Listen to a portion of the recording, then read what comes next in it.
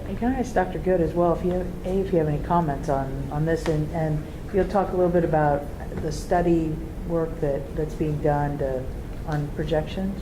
We actually did talk about that. Oh, I'm sorry. We talked about that being a part of the master facility plan, and that we As do long have as a you draft just form. address, I'm sorry, I had to step out. No. So, And we kind of jumped forward on some slides because this is the slide that I pulled out of from Future Think, the draft report that Right. they were preparing. So it's draft, and I believe I got all the permissions I needed to put it in since it is draft. We got Okay. accepted the report. It's not final. This study looks at housing rates, live birth rates, cohort studies, median incomes. I mean, you want heat maps of Franklin County, they're in this report. These folks, it's just a lot of detail. Makes for great reading, I guess. But I got to here and I went, yeah, it's doing what I thought. The actual numbers, I believe they have them. They do fluctuate a bit, but again, at the macro level, you want to know what our trend is? The forecast? There it is. It's flat. Okay. Now, clearly this isn't large enough. These are about three charts that aren't printed out because I forgot to put them in and I ran upstairs because I wanted to talk to you about them really quick. And what I did was I took several of the assumptions and I said, you know, I can remember, wasn't there a company out there, a computer company out there, that their tagline was "What if"? Was that Apple? Or was that? And it doesn't make any difference. But spreadsheets, the tagline for spreadsheets, one of the greatest uses, I think, is this pro forma "What if." Here's how it works. Here's how it's all set up. I made these assumptions, and what if that changes? And you can, pull one thing out, ceteris paribus, all other things being equal, just focus on that one line. So what I did was I went back to the actual forecast and I said, here's the forecast as presented. And as you can see, Can you when make we that get, just a little bit bigger? can I make it a little bit bigger? I don't know if I can. There you Yes, go. I can. It's harder to read, to follow across, but if we look at this and I scroll over, 163.5 million at the end of the day, at the end of fiscal 19. That's what the current forecast says. So what's that 163 million do? He said, and tried to. Maybe you have to make it back to its original size first. Or we go there. What happens if we restore tangible personal property? Now, we talked about the millage impact, which is very similar. The numbers come out exactly the same. So here is the impact of putting tangible personal property back. And you can see we get back to 81,789. The numbers down here below calculate the change. As tangible personal property comes back in, what's the change to those line items? So you can see the very bottom line. The first year goes up by 8.5, the next year goes up by 25, then 52, then 81. A little bit, well, not a little bit, significantly different than replacing it with tax revenue, because tax revenue comes in equally. This replaces it in the uneven fashion that it went out. It puts it back in the uneven fashion. So your balances grow just flipped of how they came out, okay? So you can see that where we were at 163 million, if we bring tangible personal back in, we picked up $81.8 million, okay? All right, next slide. Let's go and be really optimistic, and let's say we really like the governor's proposal. We think he's going to be able to leverage everybody, and by golly, we're going to get a 10% cap instead of the 5% cap that we assumed. What happens there? Instead of 163 million, we're at 8 million deficit. Wow. Needless to say, that aspect of the governor's proposal we kind of like. Okay? And you can see down here the changes that added 155.6 million. And keep in mind, this is over a 4-year period. Okay? Added 155 million. Pretty cool, huh? interesting. Oh, sorry. It's- It's pretty cool when you get, when I sit at my desk, I say this is pretty cool because you can see the impact. No, it's good, well, it's good to see it and lay it And- against, compare each one. And last but certainly not least, what happens if there's no enrollment increases and no change in the cost per pupil for all of the school choice options? We just plan for no change. When I ran that, whoops, hello. I appreciate the zooming though. Yes, and I will fix that. When I ran that, we get up to 41 million deficit instead of 163, or it makes about 122 million difference. So if no more students leave, if no more. So while there is a limit, because there's only so many hours in a day and so many days before next Tuesday, we can almost run infinite what-ifs off of this. Should you choose to see what the impact would be in a change of assumptions. We'll do some of this when we talk about the budget proposals and be able to plug numbers in and actually see how it can trickle through for us.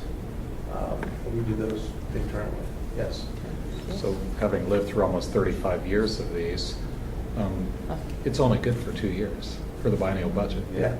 Right. So looking that far out, one needs to remember we'll go through this entire process again at the state level. Jesse? I have a question.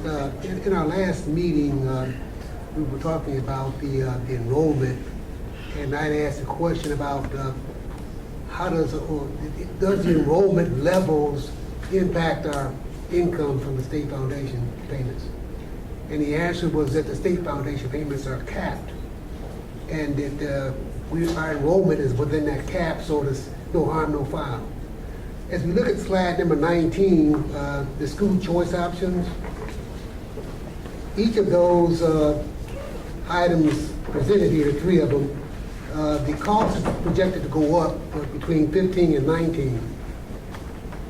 So are we being the school board, paying the consequence of those increase in costs because our foundation payments are capped? Is that a negative consequence to the school board here? Absolutely. On the head. Hit the nail on the head. That's the key. I can't say it any clearer. And as any other costs go up for justifiable reasons, we being the school board is paying the consequence. And we're absorbing that increase in cost. Yes, sir. Very good observation.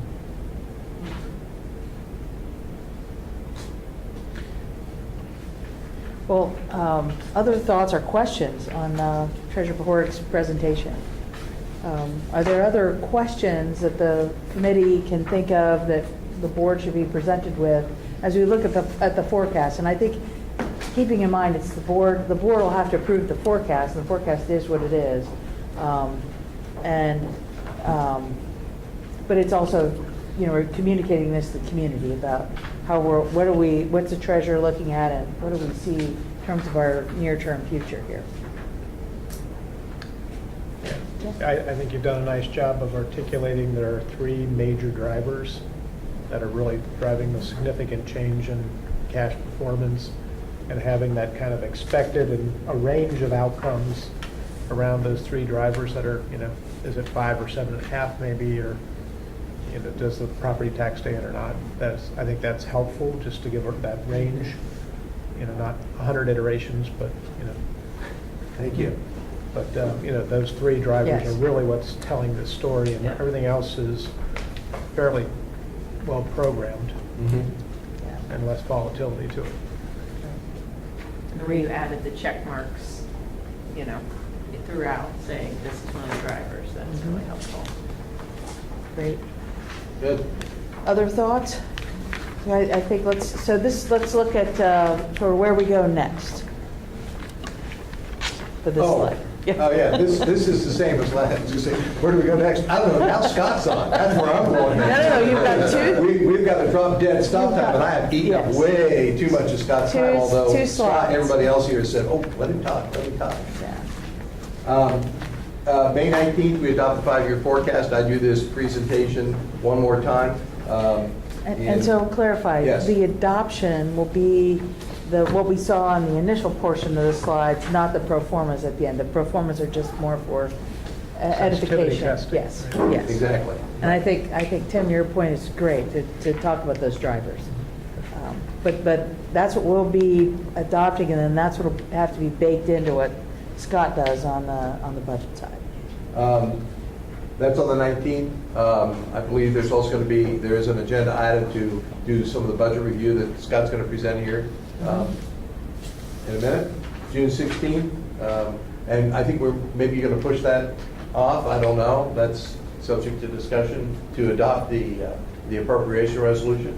As we discussed before, in July, we're going to do an update of the 5-year forecast. That's the update prep. Fiscal 15 actual, 16 appropriations and budget will be factored in. And if the creek don't rise, we'll have a state budget, so we'll put those numbers in. And in August, I'll come back to the Finance Committee here and present an updated May forecast. Same fiscal years. We're not going to roll fiscal years until October. And then as soon as I'm done with that, and like to present it to the board the following Tuesday for approval, we'll resubmit that to the state so that when people look to our 5-year forecast for that period, they'll see the most recent information we have. And then, I come back in and we start all over again. My closing comments are the same. Lots of assumptions.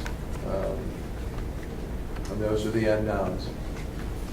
Keep it in mind. And I appreciate the time we've all spent, the questions and inquiry, besides the fact that it makes me a little bit smarter and helps with my presentation. I think to the extent that others listen to this discussion, they'll have an understanding of not only how the forecast was put together, but more importantly, what it's for and how you can, what you can use it for. And don't use the document for its unintended purposes. Understand why we have it, and it serves a purpose. And we have other things that serve other purposes. And I think, it's been a lot of work, but I've had fun. I hope you've had fun too. It's good. I'm real pleased with what we've. Dan, you haven't had fun? This is joy. Thrill ride, Sam. No, it's been fantastic. Actually, a great process, and we'll look forward then for the committee, we'll see this again and begin to talk about it again in August. So we won't gather too much dust in between now and then.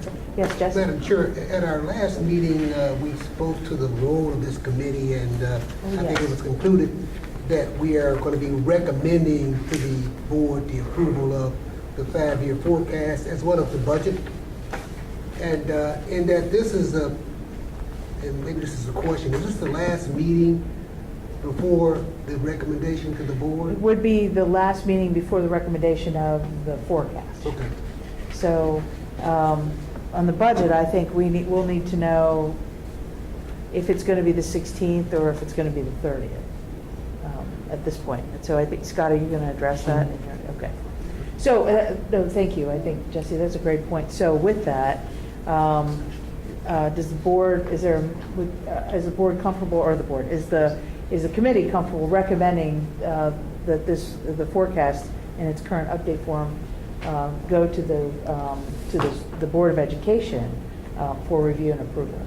Well, I would suggest that we make a motion to approve the forecast Yes. for submission to the board, Yes, if that's in order. I think so. I think so. And I move a motion to recommend approval to the board of this 5-year forecast. Thank you. Second. Okay, any further discussion? All in favor? Aye. Any opposed?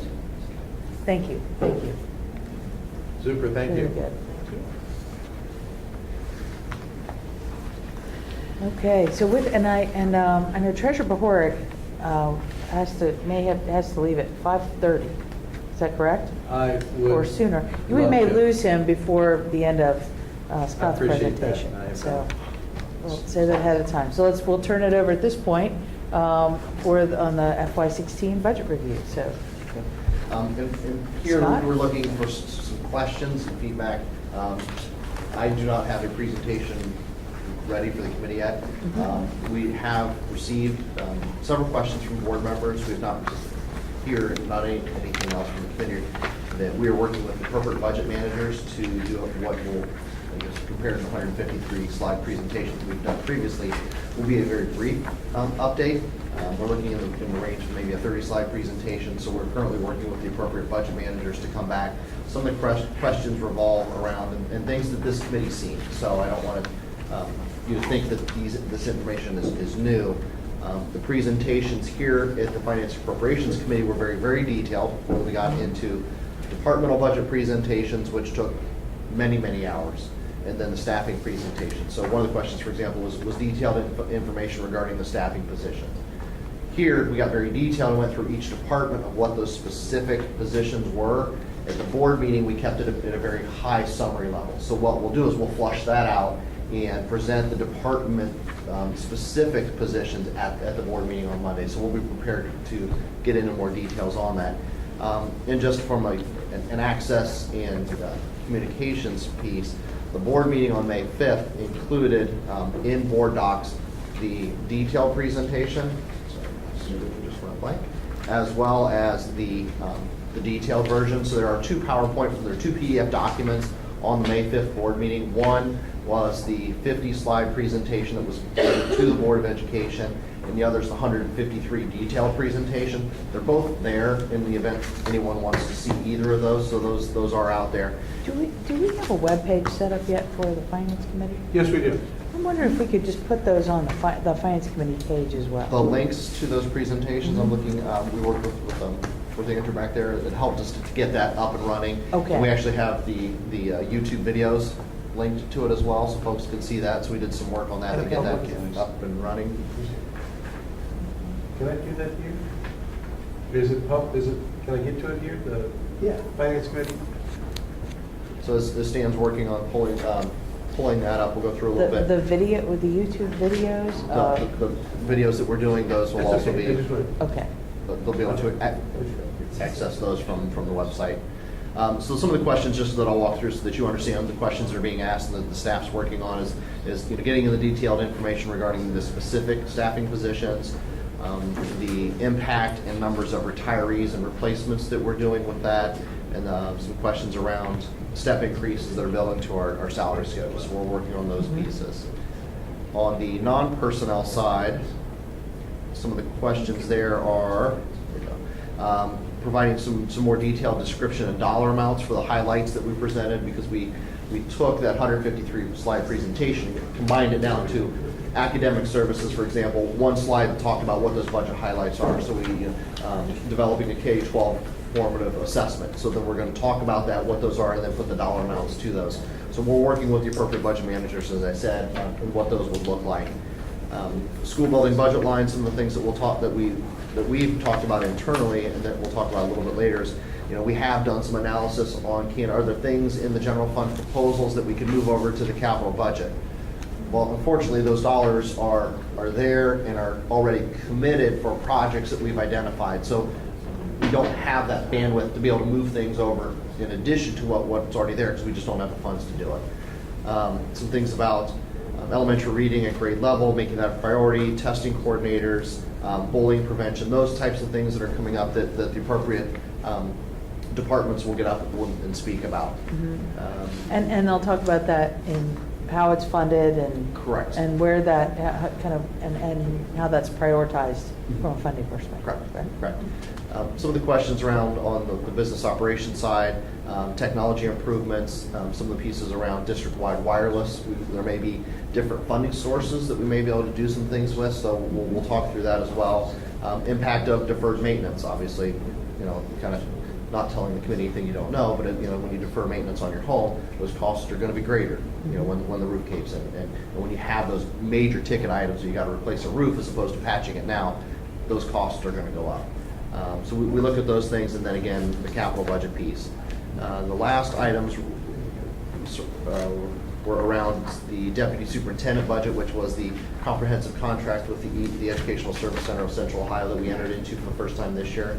some increases in the communications budget, and then some detail around the board budget that was requested. So that's the information that's being requested. We're working on that now, so that we'll have that just as an update to the board. There won't be anything for the board to approve from a budget standpoint, because it'll be the 5-year forecast piece.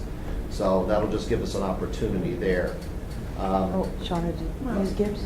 Well, yeah, so to that point, they're going to present, and I heard you say some people talk about rearranging priorities. If the board wishes to rearrange a priority and wants more funds allocated to an initiative or another, how are we going to address that process? I've seen it done, like you said, a million different ways, but how are we going to address that? And once the board asks for that, then you go back and kind of realign the numbers? And then it comes back to the committee? Or I don't know, I don't think it would come back to the committee at this point. I think it's that would be a board level discussion and decision. The details have definitely been presented here at the committee level, so you folks have seen everything that went into those. Then once we get to the board, obviously, if there are questions you had around wanting to put more funds, or asking what funds are earmarked for bullying prevention, for example, if you wanted to see more, those would be things that we would take and solicit from the board, and then go back and talk about, because we do have some time. One of the things that we did talk about with Chair Hudson on Tuesday was looking at adjusting our timeline a little bit, because it was my understanding that we have a special meeting scheduled for June 30th. We're looking at that, because we had talked about presenting the first meeting in June, and then approving the appropriations resolution at the second meeting. We adjust a little bit, because there's obviously been some interest in opinion around the appropriations resolution. So what we had thought we would do is kind of talk about the format, the template, some changes that we're looking at now.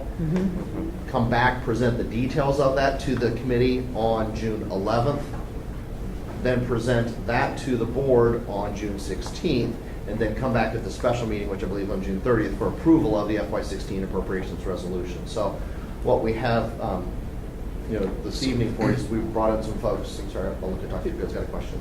Has that been decided yet, that there's a special meeting? Because this is the first I've been made aware of that, and we've been setting schedules for senior No. cabinet's vacations based upon the understanding our meeting schedule would remain the same in June. I need to know that if that's a recommendation the committee's going to make to the board. Yes. I know I forget who asked me, I know they called and actually asked Michael if because typically it's for a final appropriations resolution for 15 that you do at the end. After you're winding down the year, you get all the stuff done just prior to year end. And I'm trying to remember who asked us. Can we blame you, Jeff? Any chance? Somebody asked us if we would want, and then I didn't pay a whole lot of attention. I looked at Mike, do you want a meeting? And we said, yeah, and I left it at that. So I thought it was coming from, yes, Ms. Gibbs. Oh, no, I don't want to cut you off. I've seen it done both ways. I've seen it come in and be a 15-minute roll call, take the vote, and we're done and walk out. But it was normally a request from the finance team to have the most accurate information as close to June 30 as possible. So when we've done a June 30 meeting in the past, it didn't require no presentations. You were simply presenting us that last final budget, the numbers, everything. We've done it over lunch, like walk in 15 minutes and we're done. I mean, maybe 5 even. Right, So right. it's not on my calendar, but Yeah. if it needs to be, let us know. We should just do, and Let us know, but we have done it, we've been able to get it done at June 17th, or the last meeting in June in the past, but on several occasions, I think we've had a June 30 meeting, just because, I don't know if we're trying to keep up with the state budget, if they settle early, or June seems to have a lot of movement, but I don't think it didn't require. What I would say, so this is more procedural, and I don't want to get everybody mired in that too much. I think maybe the issue is, let's look at that. If the finance team needs more time, let's definitely do that. If it's just about the form of the resolution, but we're otherwise in pretty good shape, numbers-wise, that first week in June, I'm wondering maybe if we ask the finance committee if we do a quick review of the appropriation resolution to see if we're comfortable with it. One of the issues was that we're moved beyond a one-page appropriation resolution, so we have some more detail. I think that's that's the copies of what we have in front of us. Is that correct, Scott? Yes. I have not seen any of this yet, that was part of a conversation and feedback I've received and shared with Scott and Stan. So maybe let's work this way too. So if the finance team needs more time, let's work it out. If it's not with the finance team, I think let's work it out with the finance committee schedule, so we're not holding up the works for a couple extra weeks. Yes? I'll go on record saying my shop will ask for a special meeting because the 16th will be too soon. The way the Okay. dates fall in June, the first meeting of the month, the first Tuesday of the month is the 2nd. That's early, that's quick. So the 16th, we'll have the May financials, but we won't be ready to close out appropriations by the 16th. And Treasurer Pahorek, I would ask that you speak with the superintendent, and maybe if you guys can work this out and let us know what you need, and let me know so we can talk to finance committee. Yeah, Jody? Should we delay our June meeting so that we're meeting after the appropriations are? No, actually, the June Okay. 11th would be to look at that snapshot of the appropriations prior to a vote. So I think that timing Okay. is good based on what Stan's referring to. Okay. So it sounds like everybody has a little bit more communicating to do about what we need and schedules. And none of the three board members here make the decision on the board schedule. So we'll wait. Just let me know and I will work with whatever is needed to be done.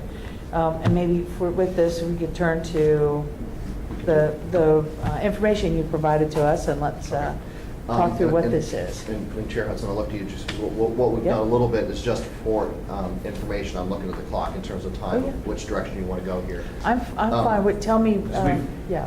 We can talk through the template first. We did bring some administrators to talk about some of the things, and I know Jesse has heard some of these before, some of our self-sustaining funds.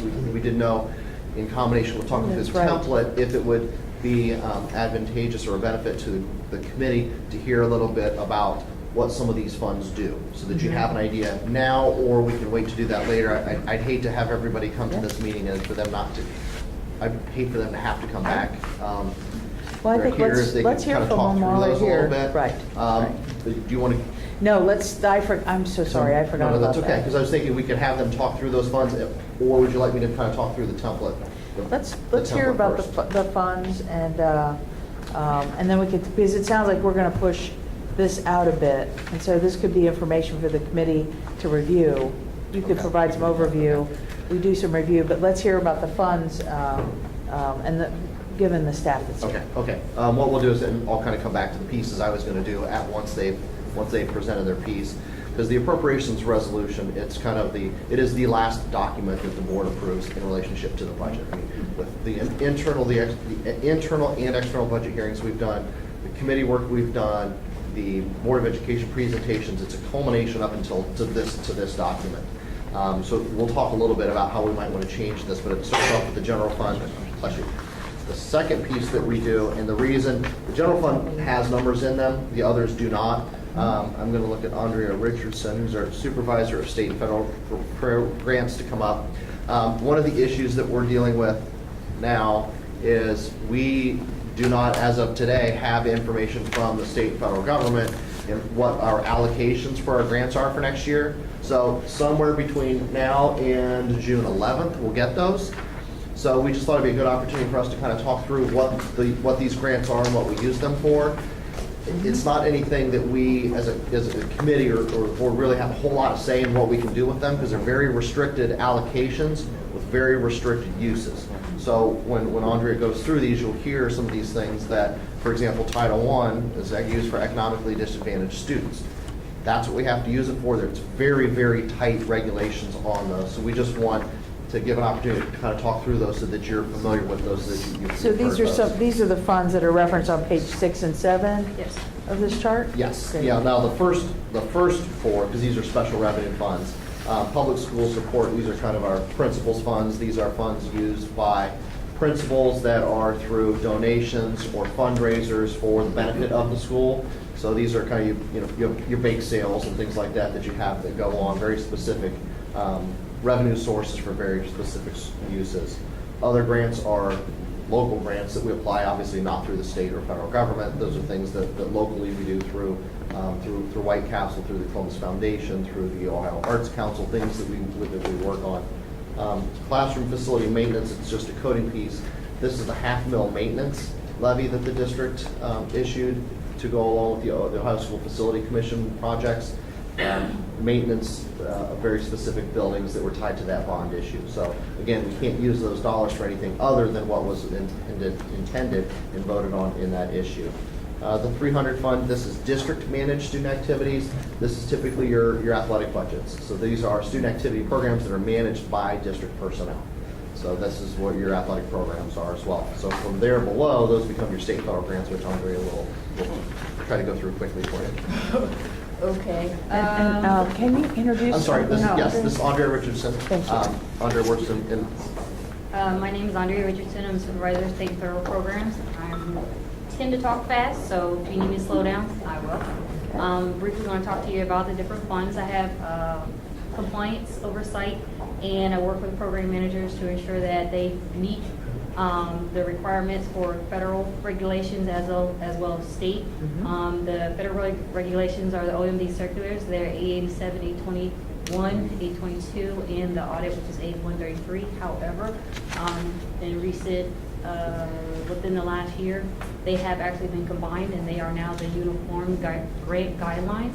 I just attended a conference, and there's a lot of information. They're combining all that information. There's a lot of training for that. But again, these are grant guidelines that are founded and started with OMB circulars with the federal government. And Andrea, those grant guidelines, Mhm. is it primarily reporting?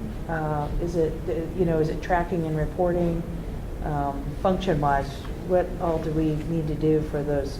It depends on the grant. compliance? Okay. It really does, it depends on the grant. So for example, for Title I, which is the No Child Left Behind, you are servicing students that are disadvantaged youth.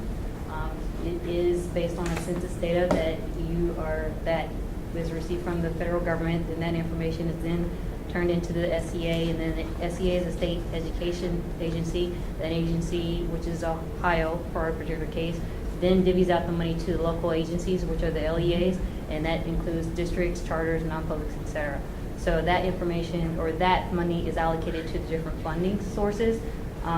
We, as a district, actually oversee some of the funding that is available to the non-publics and to the parochial schools. One of the things that we have to oversee is auxiliary, and that is funding. We are the fiscal agent for the non-publics, and we provide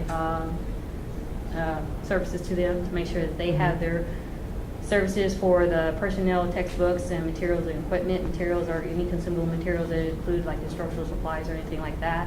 We also have our early childhood, which is our preschool that we serve our 3 to 4-year-olds. That is a state funded. We also have our Eternal Challenge Grant, which is to provide programs who are at risk for failing or falling behind in school. Our partners with that is Director for Youth and YMCA. We also have the Straight A Fund Grant. That Straight A Fund Grant, we directly received a grant for our South High School. We have a Diplomas Now program that's enrolled in there currently right now. We also had a consortium that we're a part of with, one of the examples was the ESC Fairfield ESC. There are several programs that we're a part of within that. We also have our Carl D. Perkins, which is Career Technical and Adult. Career Technical and Adult, they have programs that develop academic and technical standards for students to meet and to prepare for a high skill, high wage, high demand occupations and currently emerging professions. We also Hold on, where would the that is Perkins- actually 524. Okay, so the Okay. vocational education grant, Yes. Am I going too fast?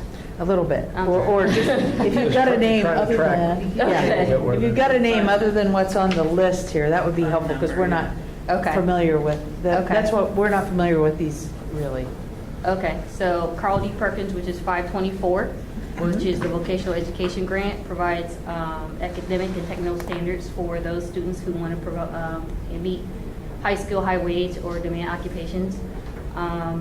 The adult basic education, which is 501, authorizes to serve adults who have less than 12th grade education or a function equivalent and who are beyond the age of compulsory school attendance, provides basic education And that's what, age 22? Yes. Provides basic educational services and activities designed to increase adults' ability to read, write, speak an English language, compute and solve problems, etc. Title I School Improvement, which is 536. Title I School Improvement A on the sheet is basically to support high-quality, sustainable school improvement activities and increase student achievement. Typically, it's like intervention services or anything that matches to their needs assessment or their OIP plan that they presented to the state. School Improvement G, which is a competitive grant that is Stimulus School Improvement Subsidy G.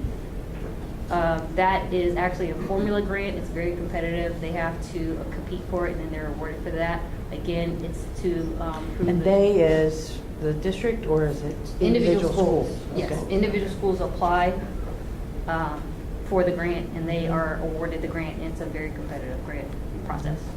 Can I ask a more general question? Yeah. So just trying to understand, how much is any of this budget relieving, or is it, if No. we get the funding, we do this program, if we don't get the funding, we don't do the program, and there's no general fund relief from having these additional resources? Okay, let me stop it right there. All our federal funds that we have are supplemental. They cannot be in place of our state and local dollars. That's called a supplant.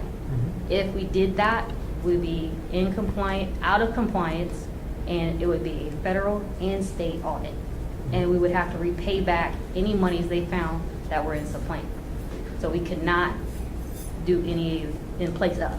So any type of activity that they would do that's part of a So they are state mandate. totally discrete from the general fund? They're- Yes, any You do state these mandates activities if are. you have the money, you don't do these activities if you don't.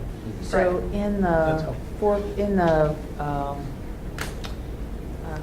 in the budget presentation, so when you have personnel lines, does the personnel spend include these dollars based on what we anticipate we have? The dollars that we presented in the staffing piece were related to the general fund Just piece. general fund. Yes.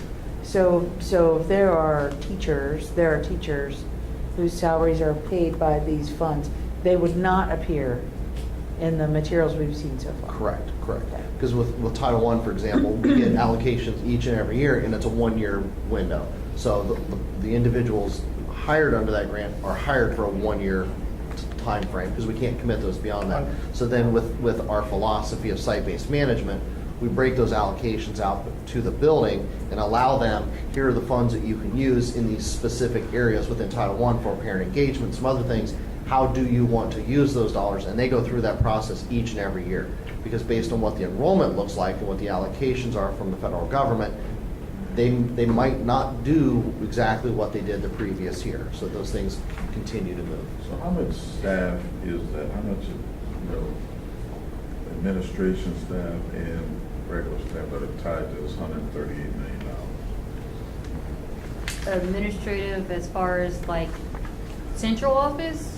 Yeah, I mean, I'm assuming you have all these grant items that total $138 million. And if it's always on a year-by-year contractual basis, how many staff and the supervision goes along with those dollars? If you try to get a ballpark FTE hit. Well, I can tell you by Title I, it varies from year to year because of our allocations by school, so that fluctuates. But under Title I, we currently have 6 that serves directly for Title I, that's administrative. Okay. Individual grants such as Title III, which is the 551 limited English proficiency. I believe there's like 2.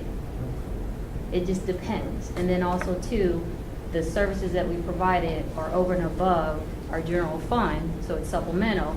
So you may have part-time people, you may have contracted people that are purchase service. It just really depends on the grant that you're speaking to, okay? And we can So- we can break those numbers Yeah, out by just- fund and bring those Just for me, back as so a follow-up. if I said, okay, this is $138 million, you got 50 to 75 staff that comprises that. Yeah. What jumped out at me, if it's not a part in general. And again, to Andrea's point, there are very specific things that those staff can do with very specific populations because of the federal parameters.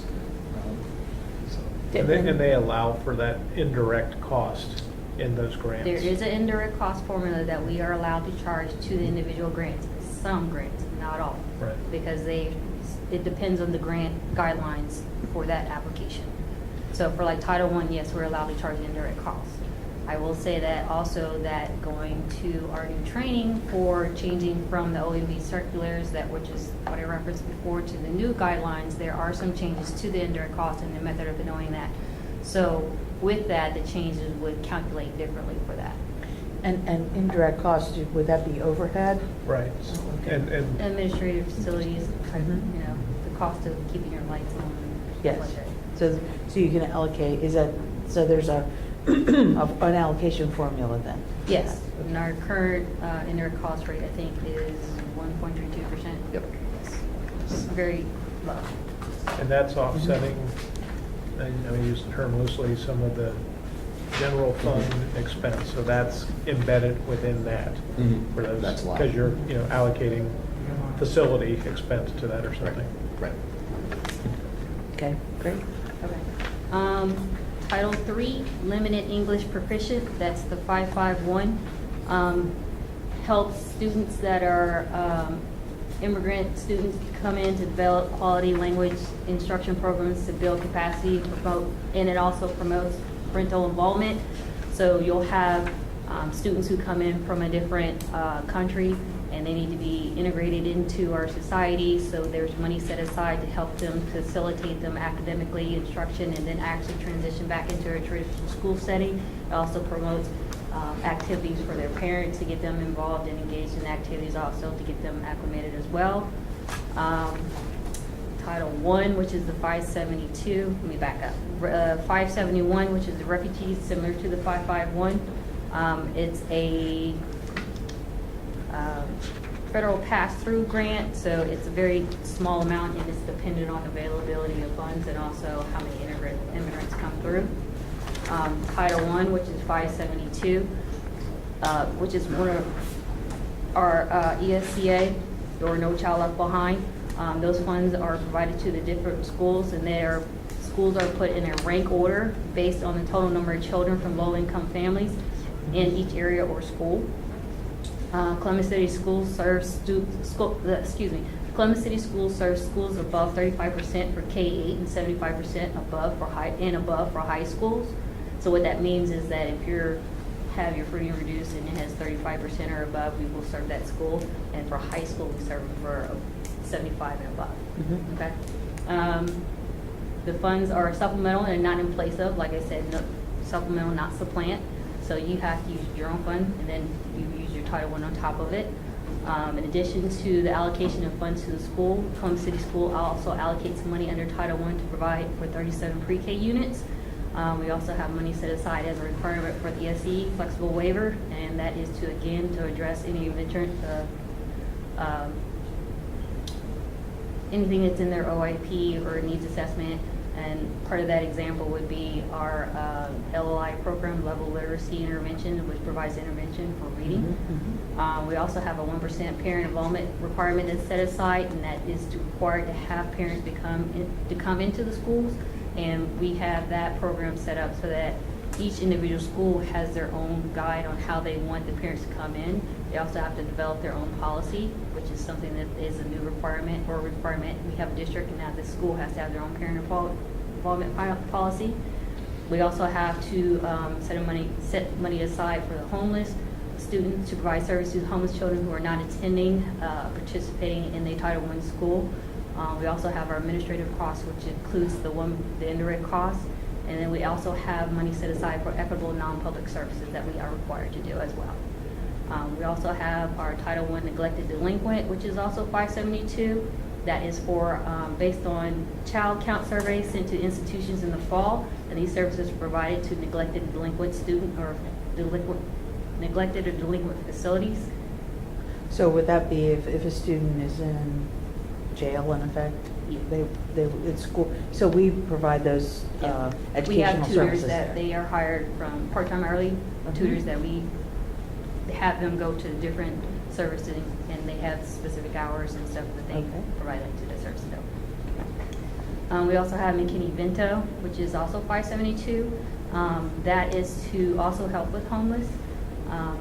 That is in the case in which a family becomes homeless between academic years or during a case academic year, and then, or if they permanently become housed during the academic year that they're homeless, and they're enrolled child of youth in a public school that is non-homeless students who live in the attendance area in which child or youth is actively living or eligible to attend. So basically, if you are starting your school year out and your parents, for whatever reason, something happens, they don't have the capability, then we have these services that we provide to them, and we also have to make sure that we provide the activity or the academic instruction to them to ensure that they're still receiving it, because they are a part of our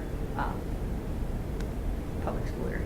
Okay, and part of that is we partner with the different activity or partner with the different community members or community organizations that will provide that information or services to them, so that way they can make sure that they still have like transportation, and they can have some sense of life, home style, and some clothes, and it just, that's what that money is set aside for.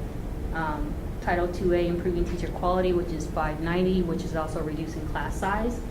That is to improve student achievement by improving teacher and principal quality.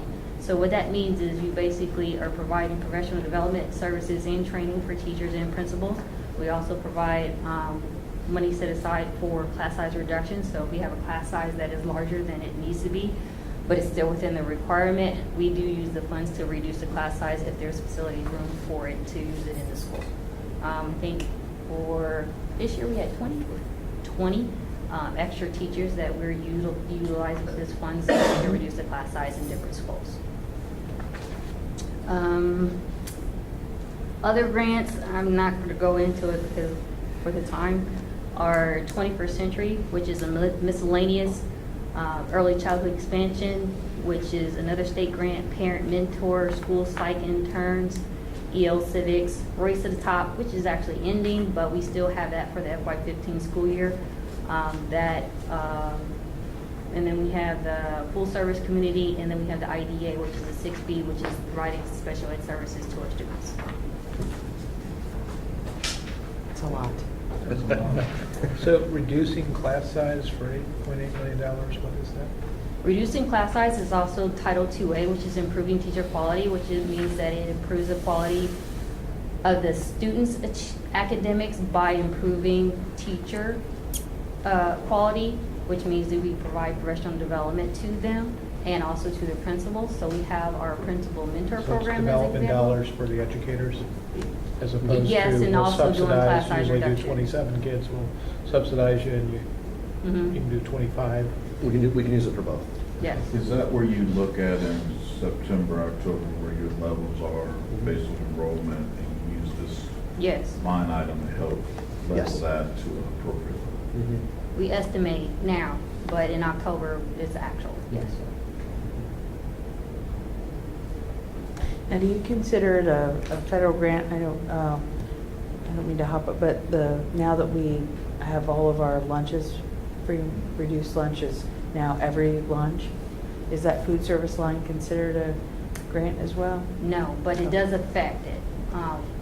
Free and reduced is a part of it, but we actually are part of the CEP, which is a community eligibility program. Right. Which I think Joe Brown can speak to a little bit better than Right. myself. And we've heard about it. Yeah, so that's what that affects it, yeah. So that's what the 28 million is the subsidized. That's it's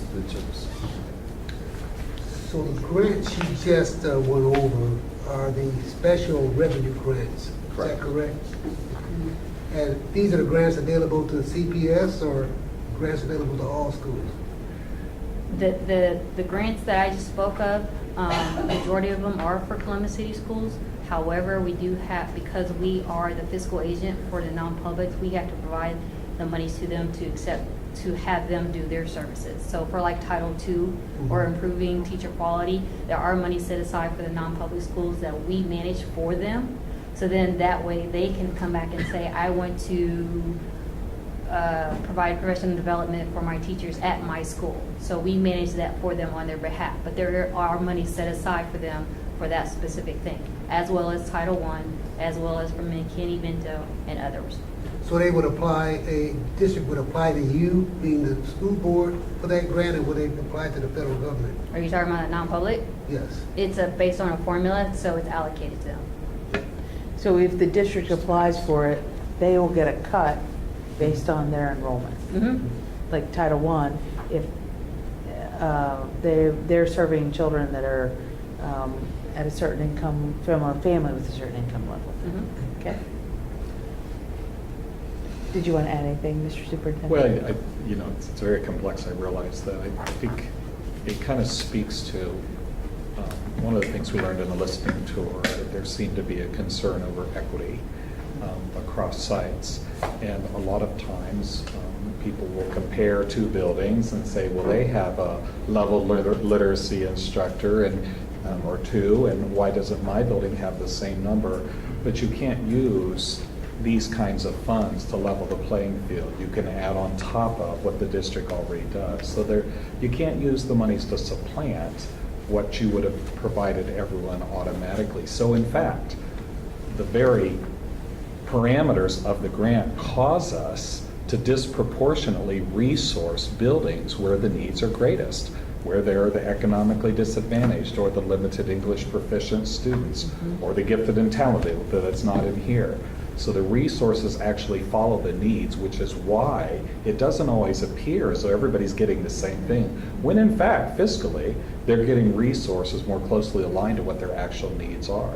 So it's an important consideration and a good conversation, I think, to have with our community. Right. Is that accurate, Andrea? Yeah, and I will add also that under Title I, the schools are in rank order, so it's based on their free and reduced or their CEP percentage count. So based on that and then their rank order and how they're served, that's how their money is allocated. So it's not equal. Understand. And I thought the one other thing was the Class Size Reduction Act. There's a considerable body of evidence that nationally board certified teachers actually can serve a greater number of students more effectively than those that are not. And we do use some of those class size reductions, I believe, for national board certification. Do we met there or not anymore? We just Okay, I recognize lied. the number of teachers who Right, have that exactly, certification. exactly. That is one of the programs we support. That's with what I Title thought, II. Yes. yeah. So it has the effect of reducing class size, but virtually not.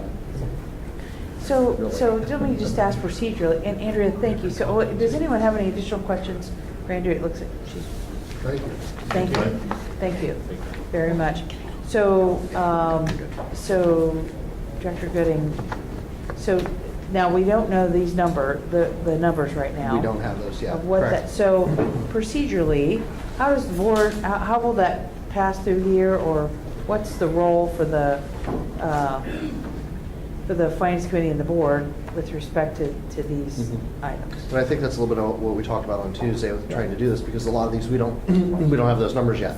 Right. So if the committee does, if we move the meeting for the June 11th meeting, assuming we should have those numbers by then, those numbers will then be dropped into this document. So I know that was a little bit about what we talked about in terms of maybe shifting it and then presenting this on the 16th. And now it's That was- making more So that was a little bit of sense. what we talked about, because some of these we don't have yet. And I'll talk quickly because I got a text, I think, from someone that needs to be at zoning. Okay, it was Alex. I saw the hand go up. That he needs to be at zoning at some And I point. apologize. We're Yes. in the season of baccalaureates and senior dinners, and I'm speaking in 10 minutes on the south side of town, so. Thank you. Thank you, Dr. And I know Mr. Borhork had to leave, so I'll move down quickly. The bond retirement fund, Mike and Stan are in the process of updating the debt amortization schedule based on the refundings that were just done. So those numbers aren't finalized yet. We're still working on that with bond counsel. Okay. Those are essentially those are our mortgage payments, paying back the bond debt that we have issued. So that is very strict in terms of what those amounts and those payments will be that are made usually the 1st of December and the 1st of June of each fiscal year. So those numbers will drop in. Then I will look at Alex to come up and kind of talk briefly about the capital improvement projects and kind of how that process works. And please understand, from a committee standpoint, Alex does work with the NSDP committee that goes, all of our projects are vetted through them, but we can kind of talk about that here. Is that a facility committee of the board type of thing? Yes. All right, Alex, you have to be at a zoning meeting soon, so I do. very brief, and we'll. I'm gonna attempt to get permission to spend some of the money that's in our real estate fund by getting rezoning for our Moeller site for a transportation project. Oh, okay. So yeah, we've accumulated funds in the sale Do of you want real to estate. could you introduce yourself Sure. to everyone here? Alex Trevino, Director of Capital Improvements. Thank you. So I think our biggest sales have been the Northwest, Northeast Career Centers, the Afrocentric East site, the Barrett site, and various others. So those funds have accumulated through the years. Our biggest expense against that account has been to complete projects that are actually within the facility master plan. So big investments like the Fort Hayes project for our locally funded initiative to do site improvements, as well as locally funded initiatives for the Stewart project and the Afrocentric site, mostly due to the fact that when we originally went after the bond issue, we assumed we'd stay downtown versus being at our new site where we have to rebuild our athletic complex. Secondary to that would be other projects that we were not able to fund or we chose not to fund through the original bond issue. So again, the Moeller transportation site to improve efficiency with our transportation department, as well as the renovations that we're planning at the Central Enrollment Center. And then our other biggest expense would be trying to catch up on some deferred maintenance by doing roofing projects. Because the issue with the bond issues is those are very specific for those schools that were identified on the bond issue, so we can't use those dollars for other projects. So correct me if I'm wrong, but I think there's only 43 of our schools that have access to those. So the rest of those, the only way we have any money coming in to fund those projects are through the sale of buildings funds. Correct. But obviously, once the buildings are all sold, there's no more additional revenue coming in to pay for those, for the repair and maintenance of those facilities. What I would ask, I think as, not right in the middle of this budget effort, but as we get past this, I think this would be a great deep dive subject for the committee to understand the capital budget, the master plan, and how all this flow operates for us. Great. Any questions for Alex? All right. Good luck with zoning. Thank you. Thank you. I know Andre did reference a little bit about the CEP program and the food service, so I'm looking at Joe Brown, and the Director of Food Service, have him come on, kind of talk a little bit about our food service program. And that'll be, obviously, it's food service on your sheet, but it's funds. This is about Fund 3/4 of the way Now we're down down on into page 7. proprietary funds. Those are the ones that are more, these are the ones that have been in the past focused on in audit and accountability when you look at the self-sustaining funds. These are the ones that, Joe runs the food service program as if it's its own business. So that's kind of the piece of that, so. Good evening. I am Joe Brown. I'm the Director of Food Services. I've been with the district in this capacity for approximately 6 years. And food service, as you are well aware, we provide meals to our students, and we consider ourselves essential in the education process because it's difficult for a student to be able to learn when they're thinking about where they're going to get their next meal. So however we can help them out in that regard, it's very important to us. A little bit about us. Community eligibility provision has been referenced several times. And for those of you who may not know what that is a program that was started by the USDA several years ago in a pilot form, but it's rolled out nationally now, where school districts can use directly certifying students and that information to be able to determine a percentage of students where you would be able to receive federal reimbursement for their meals. We have enough students that are directly certified that we receive 100% federal reimbursement to cover their meals. So when you look at our revenue sources, that is by far our largest revenue source. For next year, we're budgeting, we have $31 million budgeted for revenue. $28.5 million of that, or about 92% of that, comes from the USDA because of being part of the community eligibility provision. The other two sources of revenue are the state government, and we get about $440,000 annually from the state government, which is about 1.5% of our revenue. And then finally, about the 6.5% of our revenue comes from cash. We serve some a la carte stuff, food during the school year. We provide, we do the summer program where the Columbus Parks and Recreation is actually the sponsor, and we vend meals to them. So we do some different things like that, and that equates to, again, 6.5% or about $2 million in revenue for us a year. How do we use those funds? Broken up into very large buckets. About 47% of that revenue is used to pay for our labor, both salaries and benefits. 47.3 covers salary and benefits, 47.6 covers food and supplies. So it's about half and half on food and supplies there. There's also about 1.5% goes toward purchase services, and that can be anything from repairing equipment to maybe a contract on a point of sale system, those types of things. So in the whole scheme of things, not that it's insignificant, but the big chunk of our money goes to be able to pay our staff to be able to do the work and for the food and supplies to be able to feed our students. We have budgeted in the next fiscal year a 3.1% positive margin in the food service fund. And for those of you who have been with the district for any length of time or have followed, that is significant. We had run under a deficit for a number of years.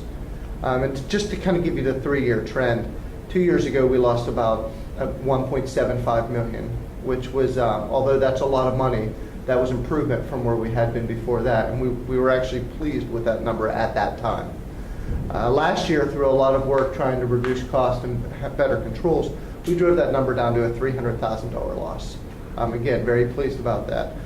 This year and for next year, this year we are projecting out through the end of the year, and next year we are budgeting to be cash flow positive. So the big thing that's going to enable us to do, outside of being able to pay all of our bills and being able to take care of our students, over the long term, where we work cash flow positive, we've invested very little into the infrastructure of our program. So the hope is, in addition to being able to build up a cash balance, so that we have a little bit of a safety net, we would be able to, replace maybe refrigerators that are 30 or 40 years old, cost a lot to repair, use more electricity than we need them to, a number of things like that. So we're looking to prioritize and hopefully being able to invest in our infrastructure over the course of the next year. Do you guys use a model of identifying some of your larger equipment and leasing it versus purchasing it and depreciating it over its useful life? Do you look at leasing to keep the costs down and then obviously the maintenance impact down? We haven't to date, sir, primarily because our capital plan has, there hasn't been much of a capital plan. And primarily when we've bought equipment, it's been to replace something that has broken beyond repair. Therefore, it's a quick turn, it's an oven. We need to get a new oven. It's an $8,000 purchase. We do that fairly quickly. As we have funds available, we can be more strategic in how we spend them. So I think that's good advice on how we evaluate that moving forward and compare the advantages of leasing versus buying. Great. Excuse me, but Thank you, Stan. I have to excuse myself and to try to answer some other questions, and so I'm off. Very good. Thank you. Thanks a We'll lot. see. Good luck. Thank you, Stan. Thank you, All Stan. right. I'm sure you'll do just fine. We're almost, no. I think is there any other questions for Joe? Thank you all very much. Thank you. The next one we'll jump down to is adult education. I'm looking at Peggy and Cleary to come up and talk about our adult education, and Mr. Reese is coming up as well. It's Fund 012. We've got the team coming up to talk about adult Good. education. So adult education is very unique, and I could talk for days, but... we don't have days. So I brought the expert, Jim. He talks fast and furious and will make it very understandable. Can you introduce everybody? Thanks. So my name is Peggy Cleary, and I'm the Executive Director of Career and Technical Education, Workforce Development, and Adult and Community Education. William Souder is our Director of Workforce Development, and Jim Reese is our Director of Adult and Community Education. No, it's okay. Scott, which lines are you referring to? from This is the- adult education, it's 012 fund. Okay. Mhm. The Adult Education Fund, 012, covers a variety of revenue sources. Typically, everything has to be self-supporting. We don't receive any general fund support. So our tuition has to exceed essentially all of our expenditures. In the adult education program, we have the School of Practical Nursing. We serve about 100 students in that School of Practical Nursing. There are 3 entry periods per year. Typically, it's in October, February, and June. When you look at the revenue, those are the months where there's a big balance. That balance has to carry us through the next 3 months. So there's certain period or certain months where it's low, certain months where it's high, but we still have to be self-supporting. In addition to the School of Practical Nursing, we have a HVAC program, heating, ventilating, and air conditioning program, and then a state-tested nurse aid program. We also receive tuition for those 2 particular programs. We have customized services, which a lot of times is just our online courses. We have a contract with an organization called Education to Go, and they offer a variety of online courses. Typically, they're about 6 weeks in length, $89. We started that program 4 years ago, and we served over 1,000 people over that 4-year period of time. The pass-through CBO, which is community-based organizations, is a accounting function that we receive money through the federal government, through the Pell Grants, and through subsidized and unsubsidized student loans. So we have to account for that through the adult education fund. So that's really like a pass-through. Our expenditures are typically around $200,000 per month, except when we have to issue money through that through the Pell Grants and through the loans. There, typically, we have just for that it's about $300,000 on those 3 months. We're projecting the ending balance for starting in July of about $700,000, and we would finish up June of 2016 about $500,000. Okay. We also receive money through the Ohio Board of Regents. We get reimbursed through, we have a performance-based contract with them. We have to meet so many hours of instruction. It's based upon attendance, not on how long the program is. So we receive about $500,000 through that particular program. And then we also always have to develop a line item budget on salaries, fringes, purchase services, capital outlay, supplies. Our adult education fund next year will be about $3.3 million, which includes $900,000 for the past years. And we do a lot of things in adult and community education, not only for like the tuition or the adult workforce programs like nursing, STNA, and HVAC. We also have an adult basic and literacy education program, which is essentially for individuals who are over the age of 18. We have one person that got their GED, they were 90 years old.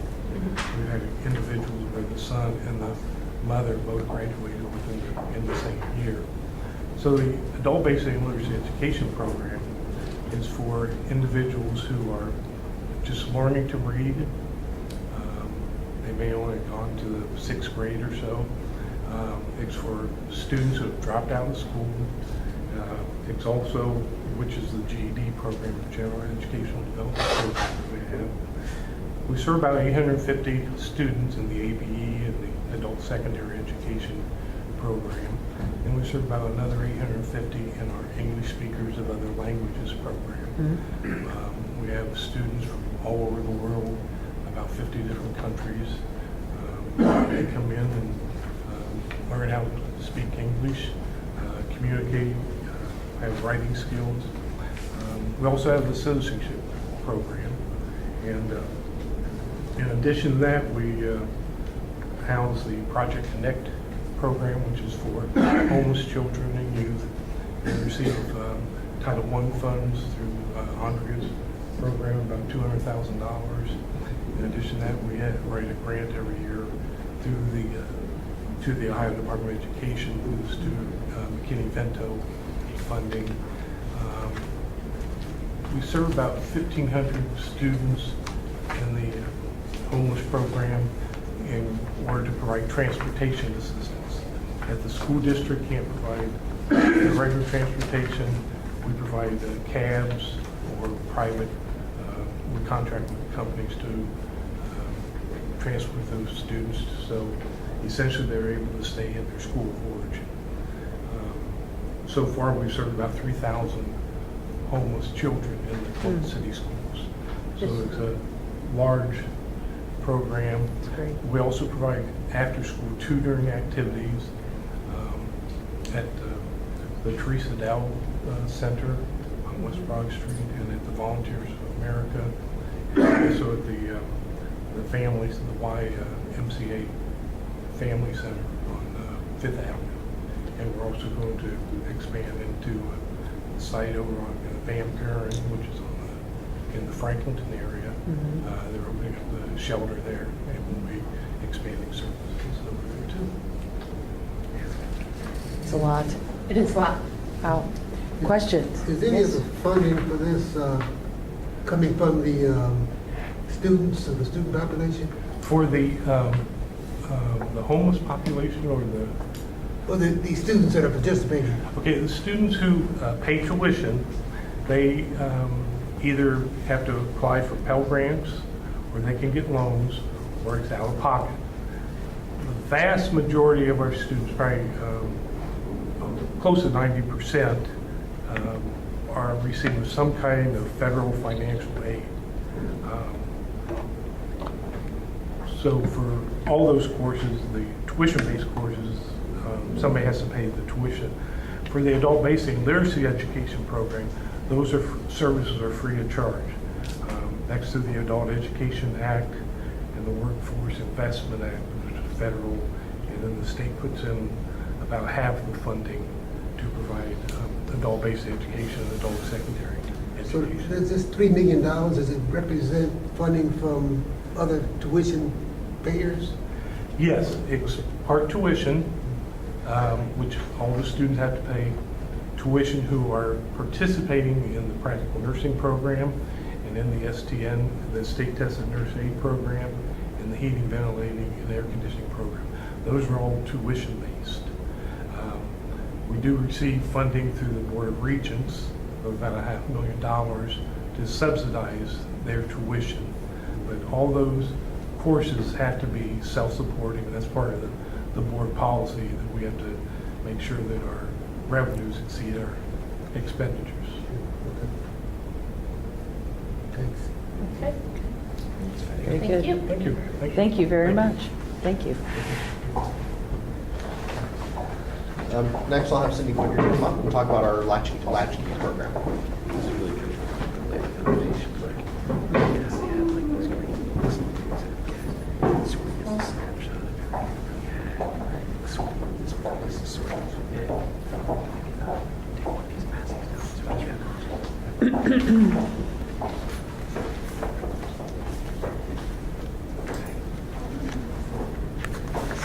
This one, the next two will be part of Fund 020. We'll find it here. They're called the Special Enterprise. There's two primary programs that are part of that, the Latchkey program and then WCBE, our public broadcasting. Those two combine to make up the 020 fund. I'm Cindy Woodyard, and I'm the coordinator of the Latchkey program. So just a little bit about the program. I don't have much of a presentation planned, but a little bit. Just a quick little. summary. It's a before and after school programs. Stan used up all the time. I'm sorry. Stan used up all the time. That's okay. Before and after school program in 22 different schools currently. We serve about 1,000 students in the before and after school setting. We do have certified teachers that run the programs. And our programs range in sizes. We have most programs serve about 36 children. We're licensed by the state, so we maintain a 1:18 ratio. So we have some that are about 36 students, we have some that are about 72 students, and we have some that have about 54 students. So the teachers do plan activities and lessons for the students, created around themes and things like that. We are a self-sustaining program. Just to touch on some of the questions, what is the fund used for? Our funding is basically for staffing. That's the biggest portion of our budget. I would say, I don't know exact numbers, but I'd say probably between 90 and 95%. How much of this line is latchkey? Which line is she referring to?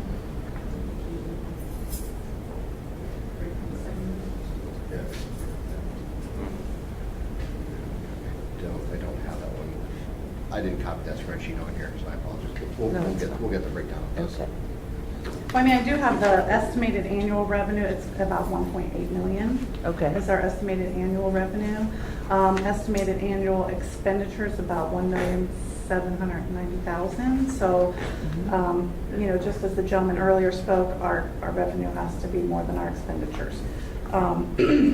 We have maintained a positive balance for a while now. It hasn't always been that way, but we are able to do that at this point.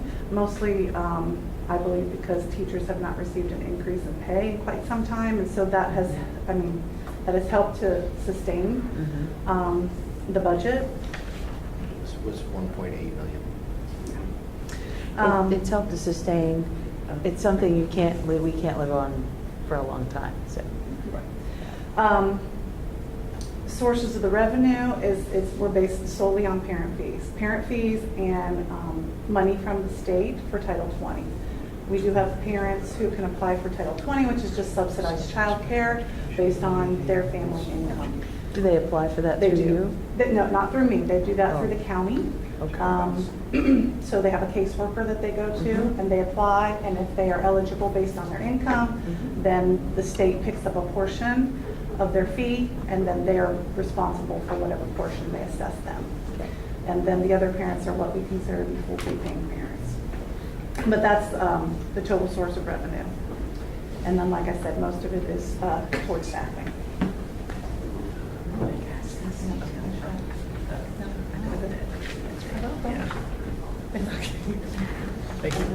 Very good. Any questions? Thank you. Good. Thanks. Yes, thank you very much. Thanks. I don't have a question. I just wanted to add that all three of these enterprise funds are reported out of the accountability about twice a year. So there is some oversight. That number. And our last department that will present is WCVE. Dan Michalko will come up and talk about our wonderful radio station.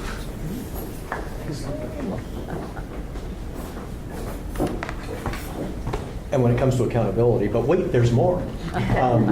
We're actually, as I speak, going through our annual audit for the Corporation for Public Broadcasting, so we get 3 checks through the year. And I actually do like it. It's a snapshot, very accurate snapshot of how we're doing financially, so it's a good thing. Well, you do a good job. I always listen to you. I could hear it. Got some good stuff, man. Thanks. Yeah, actually, for the quick intro part, we've been part of the district since 1956, the dream of a teacher at South High School. And we actually started in 1956 at the school that used to be in the parking lot of State Street. So it's been a fun ride. We've obviously evolved through the years from being a station that broadcasts to fixed tune radios that were in every Columbus Schools classroom to now serving all of Central Ohio and really beyond. During the fund drive last month, our donations were coming in from all over the country. So We have a large online audience now too, so that's fun. That's great. Now to get to the question part, the funds are primarily, well, all completely used for operating the radio station. We probably, whatever 1.8 million minus the total on the line is what we're going for. I'm reticent to give exact figures now because the audit's coming out and I don't want to contradict what the auditor finds. The sources of revenue in order of importance and volume are listener contributions. Given up various years, it's 50 to 70% of our revenue. Business community contributions, what you hear as underwriting when you normally hear my voice thanking a business, that's another 30% usually. And then the remainder is random grants, including the Corporation for Public Broadcasting, which we're getting the audit to qualify for. Primary uses of the funds, staffing and benefits, overwhelmingly the majority. It's about $700,000, give or take, in a year. Another $200,000 to $300,000 is program production and acquisition. And then the remainder are various things, our rent at Levesque, some equipment repair, engineering, that kind of thing. So at Levesque is where you have broadcast? Yes, since tower? 1956. The blinking red light up there is WCBE. Okay. So every time you see that iconic skyline of Columbus, it's WCBE up there.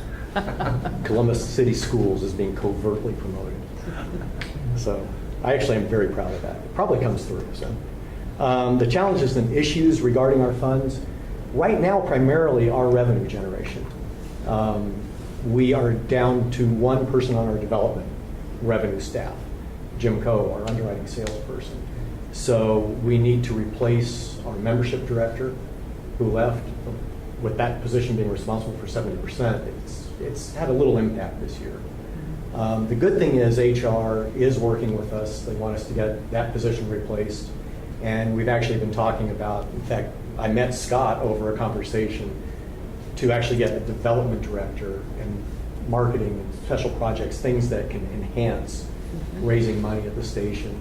And by some estimates, we can actually double our revenue if we build our development staff, which would be wonderful. So that's the synopsis version. Okay. Any questions? Great, thank you. Okay. You always sound like you're 20 years old on the radio. That's where my heart is. So. As long as the vocal cords support that, I'm good. What does all letters stand for? Why? It's W Columbus Board of Education. That was a setup. Dan, thank you very much. Thank you. Thank you. Thanks. He does. I listen to teacher talk. It's Sue's busy. Oh, okay. Let's Colorado. So those were the presentations we wanted to hear. And so now what I'll do is kind of come back on the format piece of this because we're looking to kind of deviate from what we have done historically. And I'm just going to provide some data around these just so that we have that information as we look at this. Because I know there's been some question, some opinions, some thoughts around how our appropriation resolution is approved at the board level. In the past, historically, it's been approved at the fund level. And I know there's been some concern about that. By no means is that a way to kind of get around our budget process, because I think I hope the hours that you've spent here going through these budget presentations, that you're well aware of the detail that has gone into this process with our budget managers in the administration to put everything together, and all that work feeds up into this final document.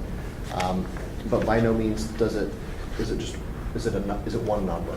It's everything that comes together. So it's the building budgets, it's the departmental budgets, it's the staffing budgets, it's the grants, it's all these things that come together and then feed into as you saw with Mr. Mahork's presentation, it feeds into one cell on the 5-year forecast for expenses for FY16 because the budget is a 1-year snapshot.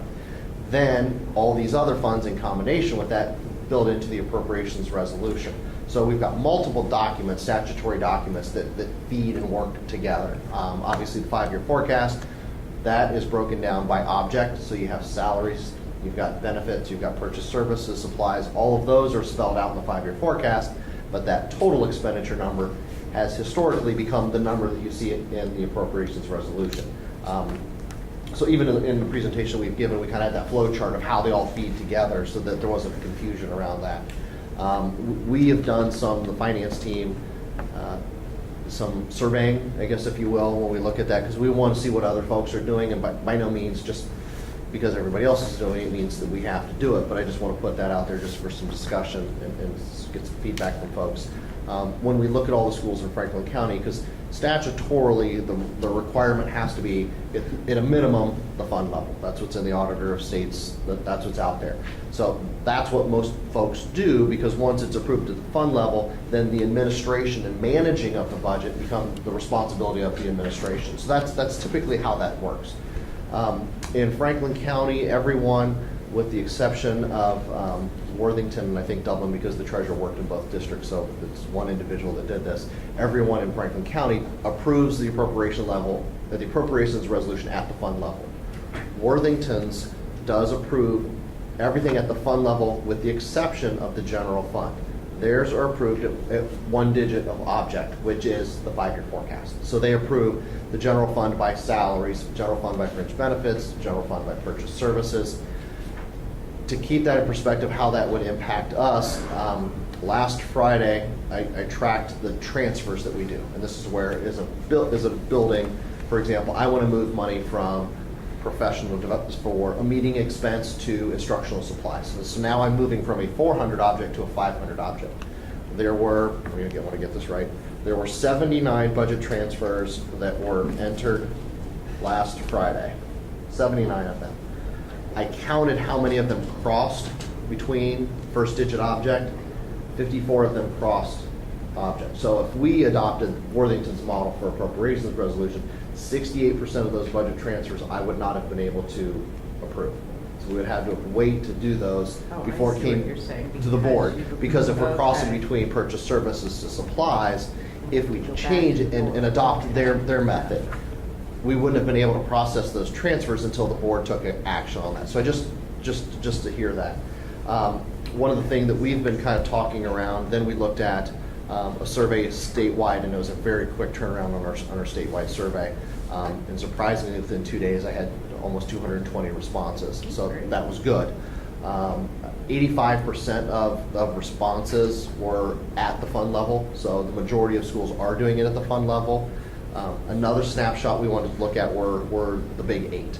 So when we look at the big 8, which were obviously part of those, 6 of those approve them at the fund level. Youngstown approves it at the second digit of function, only because they are currently in academic distress. So they are losing some local option and control over the district because of the academic state designation, correct. Akron does do it at the first digit object. So we've talked through this. How do we want to make this work? Because obviously in the policy that's there, it's the board approves it at the fund level. We will take whatever direction the board wants this to be, because we want this document to mean something to folks and be at the level that the board's comfortable with. So wherever the board decides they want to land on this, we'll take it and administer it accordingly. One of the recommendations and what you see before you with this template is we've looked at it a little different, because we've broken down the general fund into 2 categories. One, basically personnel, and another one, non-personnel. Because on the personnel side, buildings are allocated FTE. They're given number of staff members, not necessarily dollars. So we've been looking at that as one piece. The other piece are all the departmental budgets that have been presented before this committee, and then the school building budgets. So we have now taken the non-personnel. There are 119 school building operating units. There are 68 departmental operating units. So what we're recommending is to take the general fund non-personnel budget and break those down by specific operating unit. So in the event transportation needed to transfer, wanted to transfer money from transportation to buildings or grounds, they would not be able to do that until it came to the board for approval before that occurred. Still allows us to move it within the transportation department. If they needed to move, say for example, that professional development money over to bus fuel, they can do that without impacting the appropriations resolution. So Dr. Roush, we have a draft document that would accompany the appropriation resolution. So there's some things around that we're attempting to do. From the research and the surveying that we've done, it is our belief that we are, at this point, the only district doing it at this level. And just disclosing that, so we're not, again, we're not saying we have to do what everyone else is doing, but we want to do what works for us and works for the board. So that's just kind of the thought process that we're working through on this, and only breaking down the general fund, because all the other ones are very restricted in dollars coming in and dollars going out. We would still keep those at the fund level, but it would allow us to break the general fund down to a greater detail than what has been done in the past, because we want to make sure that it's a document that's detailed, that is supported by all the work that we've done, but still meets that the public input, the transparency that we've heard so much about. We want to make sure it's addressing those concerns. So yes, Jody? So when Worthington needs to, you said their general fund, they take it to the first digit object. So if they need to move, then they take them back to the board? I mean, how often are they? I don't know how often Yeah. they're doing it, but I would anticipate, for example, just using the data that I just shared about last Friday on our budget transfers, there were 79 budget transfers on one single day. I can't imagine a district going through a month of activity and not having something go between those objects. So I would assume, and I'm assuming on that there are things that come to the board each month. And they must have figured out a way to do it efficiently, so they're not having, holding up business.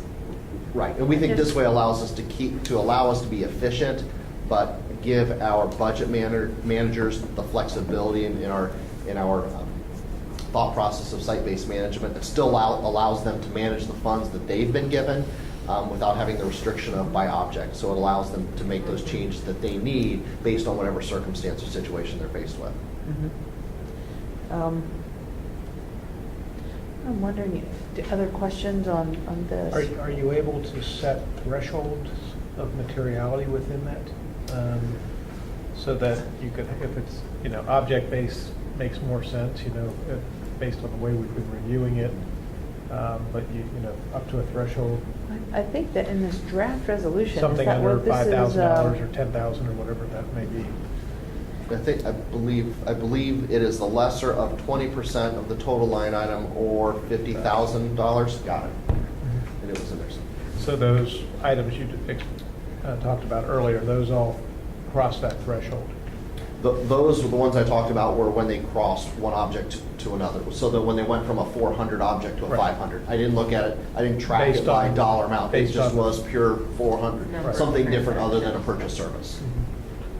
So in the 20, it's the lesser of 50,000 or 20%. So for the individual school, if something was being taken, if funds were being moved from the Columbus Prep School for Boys, middle school, which is only at 14,000, it would, if it was a 20% threshold, it would come to the board. So we would see that before those funds are moved to another. And just know, money's going from one school to the other.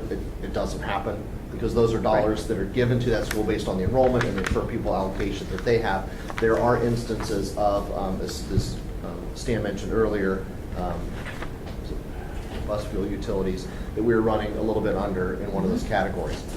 There, we've got folks that know that, and if there's a need that comes up that we're short somewhere else, this is where we can go and Steve Simmons can say, hey, wait a minute, we're trending low here. We've got some funds available that can help this initiative or priority over here. So we've got folks working together. So in those instances, those would be the things that would come forward that we've identified an efficiency or a cost avoidance or a cost savings, and then we can move that somewhere based on an issue that comes up.